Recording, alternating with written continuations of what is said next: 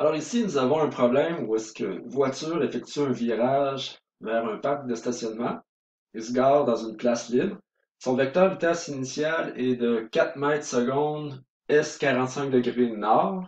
Son vecteur vitesse juste avant que la conductrice diminue sa vitesse scalaire était de 4 mètres secondes S 10 degrés nord. Le virage dure 3 secondes. Alors, calcule l'accélération moyenne de la voiture pendant qu'elle effectue ce virage. J'ai mis les données du problème ici. On veut trouver l'accélération moyenne dans ce virage-là. On voit que les vitesses restent la même. Donc, l'amplitude des vitesses sont de 4 mètres secondes, autant final qu'initial, mais c'est la direction. Et on sait que aussitôt qu'une vitesse change de direction, il y a accélération. Pour aller chercher, parce que là, on sait que l'équation, c'est ça. Delta V comme ça, sur delta T. Sauf qu'ici, notre vecteur ici, delta V, ben, c'est la différence entre vitesse finale et vitesse initiale, sauf que nos vitesses finales et initiales, il faut qu'on les décompose dans leurs composantes orthogonales. Alors, c'est ça qu'on va commencer. On va faire la vitesse finale pour commencer. Vitesse finale, comme ça. Donc, si on utilise notre vitesse finale, excusez. Alors, la vitesse finale, c'est 4 mètres secondes, S 10 degrés nord. Alors, si on fait notre plan comme ça, donc S 10 degrés nord, alors on a ça comme ça, avec 10 degrés comme ça ici. On va aller séparer ça en composantes comme ça. Donc, on va avoir ici notre vitesse finale en Y. On va avoir ici notre vitesse finale en X. Et bien sûr, ça ici, c'est 4,0 mètres secondes ici, avec 10 degrés ici. On va aller chercher notre Vx. Ah,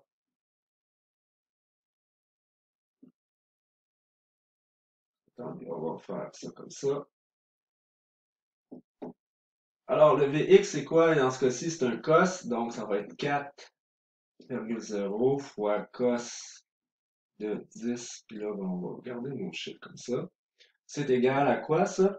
À 3,94 mètres secondes, comme ça. Maintenant, notre, ici, on va aller chercher notre VF en Y. C'est 4,0 fois sin de 10 degrés. On va avoir dans ce cas-ci 0,695 mètres secondes. Là, dans ce cas-ci, il faut garder pas mal de chiffres parce qu'on voit tout de suite que si je considère les chiffres significatifs, ben, ici, ce serait 3,9. Ici, ben, ça serait 0,70 parce que là, on en arrondirait ici. On va garder ça comme ça, on va arrondir à la toute fin. Maintenant, on va regarder pour les composantes de notre vitesse initiale. Notre vitesse initiale. Alors, si on dessine dans notre plan cartésien, comme ça, c'est 45 degrés, donc notre angle ici de 45 degrés. Là, maintenant, on va avoir ici V initial Y. Ici, V initial en X. Et là, on va aller chercher nos composantes de cette manière-là. Alors, Vx, dans ce cas-ci, c'est encore un cos. Donc, ici, c'est bien sûr 4. Donc, 4,0 fois cos de 45, qui est égal à 2,83 mètres secondes. VI en Y, ben, un x de 45, on sait que ça va être la même composante. On va quand même l'écrire, c'est 2,83 mètres secondes. Comme ça. Là, j'ai décomposé. Et là, on sait que ça ici, un delta V, c'est une vitesse finale moins une vitesse initiale. C'est une soustraction de vecteurs. Mais là, nous, il faut le faire pour chacune des composantes. Ça veut dire qu'il faut aller chercher un delta Vx qui va être dans le fond, dans ce cas-ci, mon Vfx moins mon Vix. Puis il faut aller chercher aussi notre Vy comme ça, qui va être dans ce cas-ci V final en Y moins V initial en Y.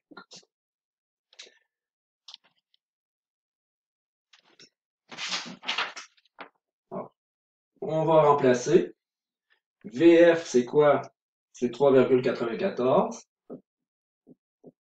moins là. Ici, c'est, on va chercher notre Vix qui est 2,83. On va aller chercher aussi notre vitesse finale en Y qui est 0,695 moins. Là maintenant, c'est moins 2,83. On obtient ici 1,11 mètres secondes.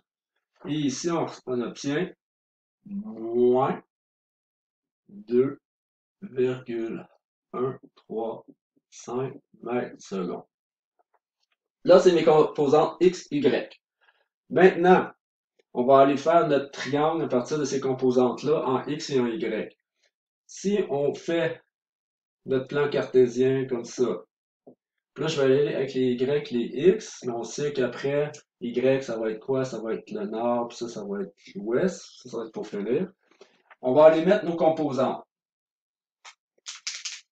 Alors, on commence avec notre X.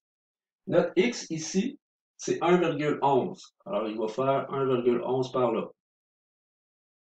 1,11 comme ça.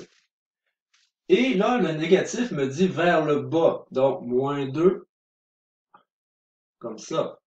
Alors, 2,135 mètres secondes vers le bas, comme ça. Ma résultante va être donc ça ici. Donc, ça va être mon delta V final, comme ça. Okay? Parce que ça ici, ça représente les composantes de mon delta V, comme ça.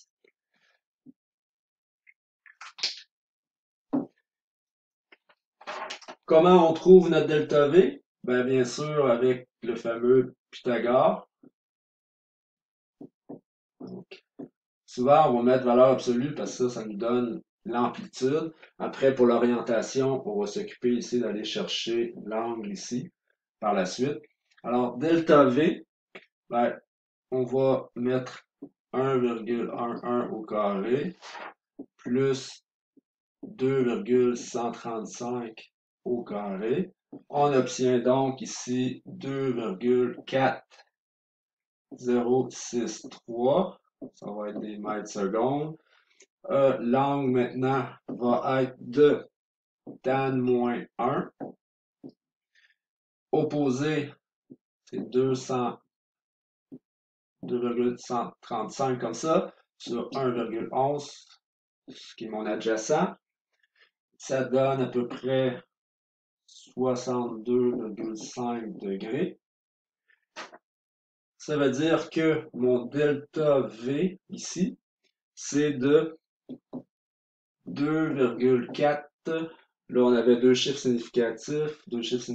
En même temps, on n'a pas encore trouvé notre accélération. Là, on a calculé le delta V. Bien sûr, peut-être ça serait bien de garder le plus de chiffres.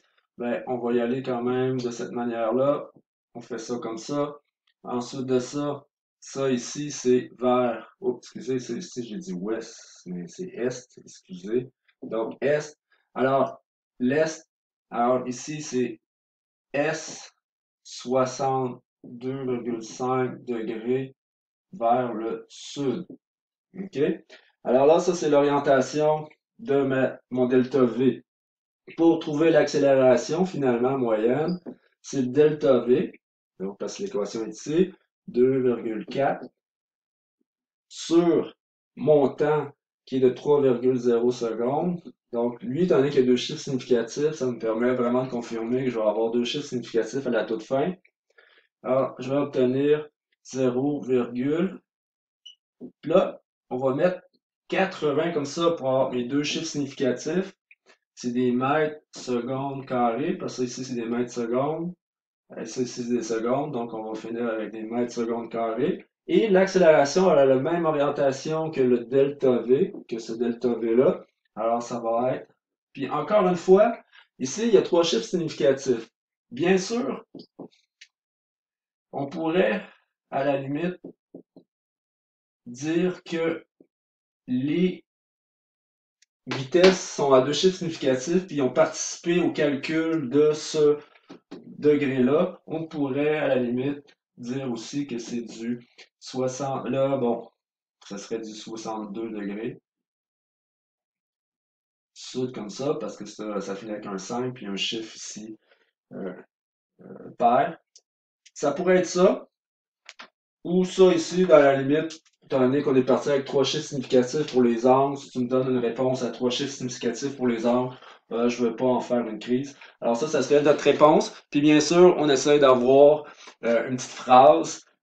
Jusqu'à présent, je ne l'ai pas fait, mais habituellement, ce serait bien de dire que l'accélération de la voiture pendant ce 3 secondes-là est de 0,80 mètres secondes carrés, S 62,5 degrés sud. Alors, souvent, il faut mettre la petite phrase, là, la petite phrase de conclusion pour bien, ça démontre, dans le fond, qu'est-ce que tu devais trouver dans ce problème-là.